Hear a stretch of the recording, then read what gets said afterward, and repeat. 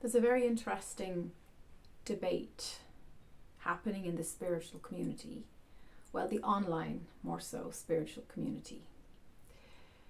And I'm sure you've heard all about it. So if you know, you know. And of course, I'm referring to the Aubrey Marcus Villania, I think her name is Villania, claim to radical monogamy in having a threesome relationship.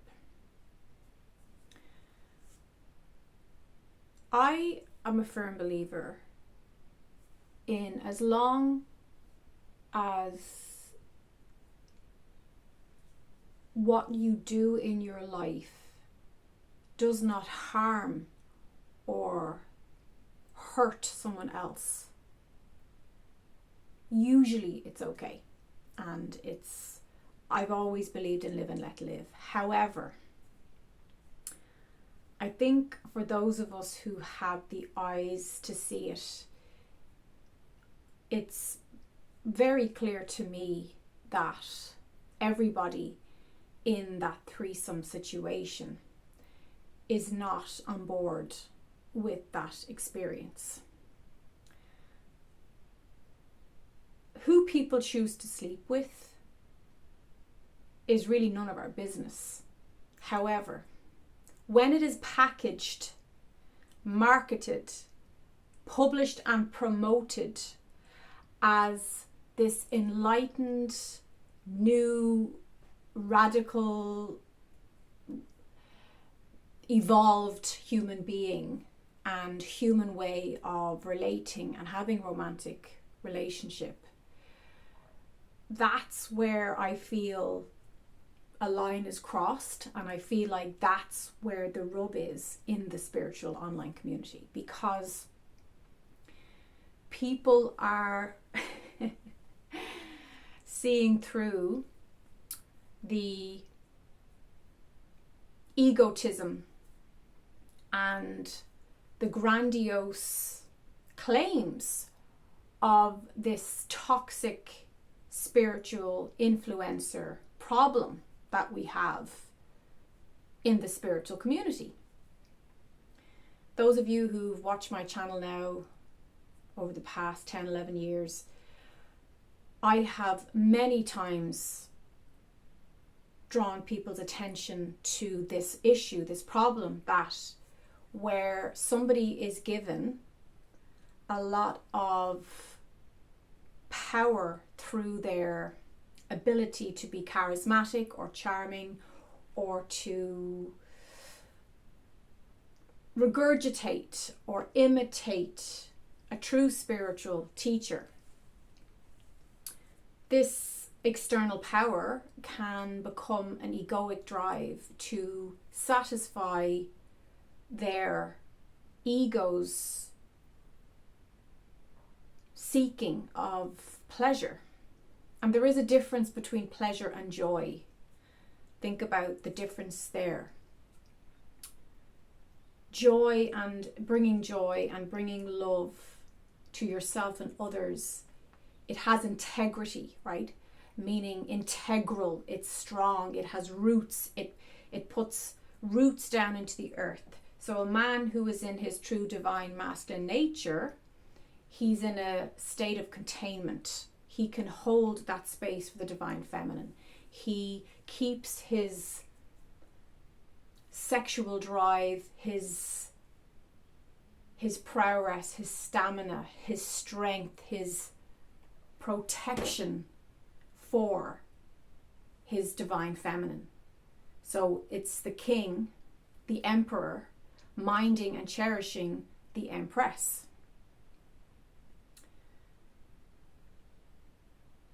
Be careful of false idols who wrap their so-called spiritual message in poetic language that can be very seductive and make these grandiose claims that this is the new way to have romantic relationships, and this is the new marriage, and this is the new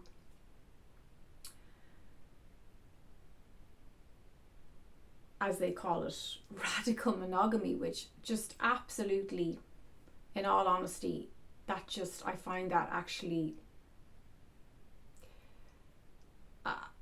I just think it's laughable. I'm quite shocked at the level of emperor's new clothes here, that they actually feel that people will believe this and feel and that they're actually promoting it in a way that some people might look at it and say, oh wow, that's the new way of loving someone.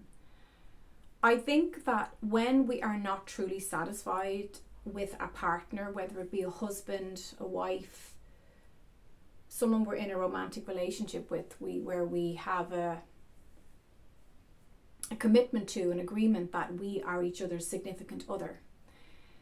If we're not satisfied with that person, there'll always be cracks in the aura that happens between two people. So when two people fall in love, they come together, their auras actually merge. And you'll see this with married couples, you'll see this with people who live together for a long time, and people who have a very, very strong soul contract and connection with each other. Soulmates, twin souls, that kind of thing. They have this shared auric egg. And if one of the two is not satisfied, whether it's emotional, whether it's their sexual needs are not being satisfied, whatever that is, it will cause cracks, it will cause little fractures in the aura, in the cocoon of the sacred space between these two people, these souls in partnership. And that will start to pull the energy, the person who's not satisfied, who feels that maybe their emotional needs are not being met, or maybe they're not getting enough attention, or whatever it is. And by the way, that's often rooted in some neurosis, dysfunction, emotional irregularity that has not been addressed or taken care of by the individual, which is why you want to be getting into a relationship when you've tended as best you can. I underline that point, as best you can, before you start committing and combining energies with another soul. None of us are perfect. None of us have it all figured out. None of us have all our self-love journey complete, because it's a lifelong process, isn't it? But this seeking, this quick thrill of pleasure, of chasing, of looking outside for something to, basically an itch to scratch, that, if entertained and if explored, will cause a complete tower moment between the two, and then we have people breaking up, we've divorced, etc., etc. When you truly love somebody, it is your responsibility to tend to your emotional tears and holes in your own aura. And whether you're in a relationship or not, your happiness, your joy, your satisfaction is completely on you. It is your responsibility, your ability to respond to the needs of your satisfaction, to the needs of your soul, your heart, your body. Even in sex, we always say your orgasm is your responsibility. It's not your partner's responsibility. It's your responsibility to know yourself, to know your body. But what I see here is someone who hasn't sealed off their sacred union with the divine feminine and is seeking pleasure, is seeking an ego stroke, and is wrapping it in spiritual language and